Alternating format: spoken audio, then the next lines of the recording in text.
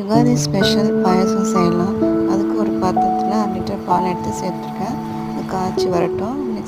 Next ஒரு பேனில் நெய் சேர்த்துட்டு ஒரு துருவிய கேரட் ஃபுல்லாக சேர்த்து வதக்கி விட்டுக்கோங்க. இது இருக்கட்டும். நெக்ஸ்ட் ஜவ்வரிசி நல்லா வதக்கி விட்டுக்கலாம். அது கூடவே காய்ச்சிய பால் சேர்த்துக்கோங்க. நீங்கள் ஜவ்வரிசி ஊற வச்சும் சேர்த்துக்கலாம் டேரெக்டாக. இது நல்லா வெந்து வந்ததும் வதக்கி வச்சுருக்கிற கேரட்டை சேர்த்துக்கோங்க. இது கூடவே சேமியாவும் சேர்த்து நல்லா வேக வச்சு எடுத்துக்கோங்க. ஜவ்வரிசி முக்கால் பதம் வெந்ததுமே நீங்கள் சேமியா சேர்த்துக்கலாம். நான் நாட்டு சர்க்கரையை சேர்த்துருக்கேன் ஸ்வீட்னஸ்க்காக. நீங்கள் ஒயிட் சுகரும் சேர்த்துக்கலாம். நெக்ஸ்ட்டு ஒரு பேனில் நெய் சேர்த்துட்டு முந்திரியை நல்லா வதக்கிட்டு அது கூடவே சேர்த்துக்கோங்க.